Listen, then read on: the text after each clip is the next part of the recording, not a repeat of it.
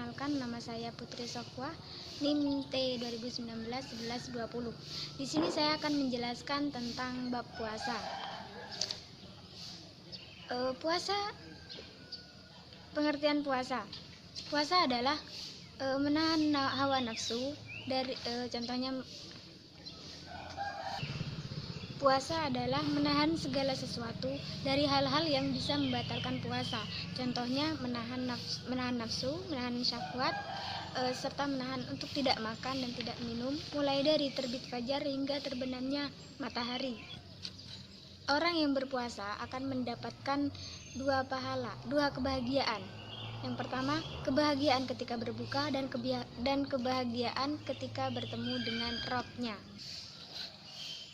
Yang kedua, macam-macam puasa.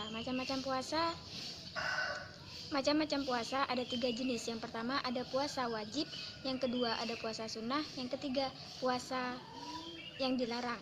Yang pertama puasa wajib. Contohnya puasa karena bulan Ramadan. Yang kedua puasa karena kafarah. Puasa yang diwajibkan karena kafarah. Yang ketiga puasa yang diwajibkan atas dirinya sendiri, misalkan puasa nadar. Yang kedua yaitu puasa sunnah. Contoh dari puasa sunnah yaitu puasa Senin Kamis, puasa Daud, puasa di hari Arafah, puasa 6 hari di bulan Syawal, puasa Asyura, dan lain sebagainya. Yang ketiga yaitu puasa yang dilarang. Puasa yang dilarang di sini terbagi menjadi 2. Yang pertama puasa yang diharamkan, yang kedua puasa makruh. Contoh dari puasa yang diharamkan yaitu puasa yang dikhususkan untuk hari Jumat, puasa di hari raya Idul Fitri dan Idul Adha. Yang ketiga yaitu puasa pada hari tasyrik. Contoh dari puasa makruh yaitu puasa wisol dan puasa 1 tahun penuh. Yang selanjutnya yaitu tentang sholat. Definisi sholat adalah gerakan yang diawali dengan takbiratul ihram dan diakhiri dengan gerakan salam. Sholat adalah tiang agama di mana sesuai dengan apa yang saya baca yaitu as-sholatu imaduddin. Sholat merupakan tiang agama di mana setiap orang yang beriman wajib melaksanakan sholat tepat pada waktunya. Apabila meninggalkan sholat, maka ia akan mendapatkan sanksi sesuai yang ditentukan oleh syariat agama Islam. Waktu melaksanakan sholat, yang pertama sholat duhur, yaitu dimulai sejak tergelincirnya matahari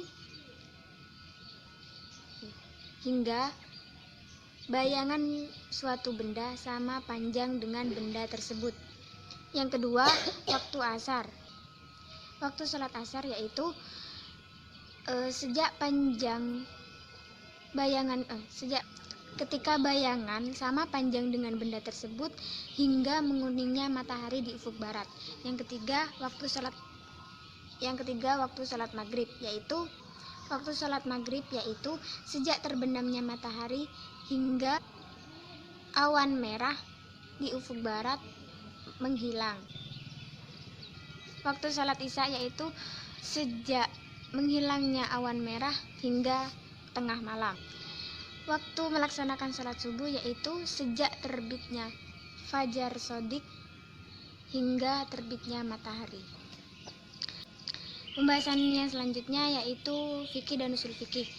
Kata fikih berasal dari kata faqih yafqahu fiqhan yang berarti memahami atau mengerti. Secara definitif, ilmu tentang hukum-hukum yang syar'i yang bersifat amaliyah yang digali dan ditemukan dari dalil-dalil yang tafsili. Adapun usul fikih terdiri dari 2 kata yaitu usul dan fikih. Kata usul berasal dari kata asl yang memiliki arti berasal, berakar, asal, sumber, dan lain sebagainya. Usul fikih adalah ilmu pengetahuan tentang kaidah-kaidah yang membawa kepada usaha untuk merumuskan hukum dari dalil-dalil yang terperinci. Hubungan fikih dan usul fikih. Fikih mengacu pada ilmu yang membahas persoalan-persoalan hukum yang praktis, sedangkan usul fikih mengacu pada ilmu yang membahas kaidah-kaidah mengenai metode dalam menggali hukum dari dalil-dalil yang terperinci. Tujuan dari ilmu fikih adalah penerapan syariat pada semua amal perbuatan manusia. Sedangkan tujuan usul fikih adalah penerapan kaidah-kaidah dan pembahasannya pada dalil-dalil yang terperinci untuk mencapai hukum-hukum syariat yang ditunjukkannya. Ruang lingkup pembahasan ilmu fikih dan usul fikih. Jika ilmu fikih yaitu berkaitan dengan perbuatan orang mukallaf dari sisi-sisi penerapan hukum syariat kepada orang mukallaf. Ilmu fikih adalah penetapan perbuatan orang mukallaf dari sisi penetapan hukum syariat yang ditetapkan kepadanya.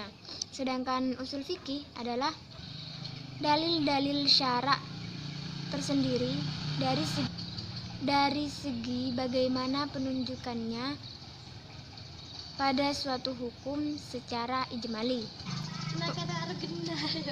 Pembahasan yang selanjutnya yaitu zakat. Zakat secara bahasa berarti tumbuh, baik, dan menambah kebaikan. Secara istilah adalah mengeluarkan sebagian harta sebagai sedekah wajib kepada orang yang telah ditentukan dalam syariat-syariat agama. Harta yang wajib dizakati yaitu emas dan perak. Yang kedua, tanaman dan tumbuhan. Yang ketiga, harta dari usaha, contohnya usaha dagang. Yang keempat, barang-barang tambang yang dikeluarkan dari perut bumi atau barang hasil temuan. Nisab untuk zakat emas yaitu apabila telah sampai 20 dinar, sedangkan untuk perak 200 dirham. Kemudian zakat untuk tumbuhan dan buah-buahan yaitu ada dua. Yang pertama, jika tanaman atau buah-buahan itu diairi dengan air hujan, maka zakatnya 10%. Jika pengairannya menggunakan alat, yaitu zakatnya sebesar 5%. Kemudian zakat untuk rikas atau barang temuan atau barang yang terpendam yang dikeluarkan dari perut bumi yaitu sebesar 5%. Orang yang wajib menerima zakat yang pertama fakir. Fakir yaitu orang yang tidak memiliki pekerjaan dan orang yang tidak memiliki usaha dan tidak memiliki harta untuk memenuhi kebutuhannya. Kemudian yang kedua, miskin. Miskin adalah orang yang memiliki usaha dan harta namun penghasilannya tidak cukup untuk memenuhi kebutuhan hidupnya. Yang ketiga, amil. Amil adalah panitia yang mengurusi zakat. Yang keempat yaitu mu'alaf. Mu'alaf itu adalah orang yang baru masuk Islam. Yang kelima yaitu hamba sahaya. Hamba sahaya adalah orang yang dijanjikan untuk dimerdekakan oleh tuannya. Yang keenam yaitu ghorim.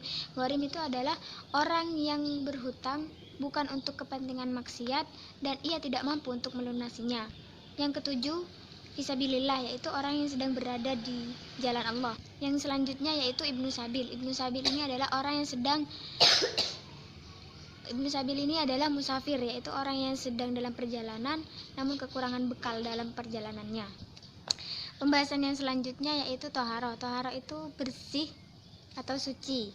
Toharo adalah menyucikan diri, badan, dan tempat dari hal-hal yang najis atau kotor dengan cara yang telah ditetapkan oleh syariat Islam. Kemudian najis. Najis adalah apa saja yang kotor. Tapi menurut syarak berarti sesuatu yang menyebabkan sholat, pakaian, dan tempat. Sedangkan menurut syarak adalah sesuatu yang menyebabkan sholat atau ibadah menjadi tidak sah. Kemudian hadas. Hadas adalah seseorang yang tengah berhadas. Sedangkan secara terminologi adalah sesuatu yang menyebabkan sesuatu yang mencegah sahnya ibadah.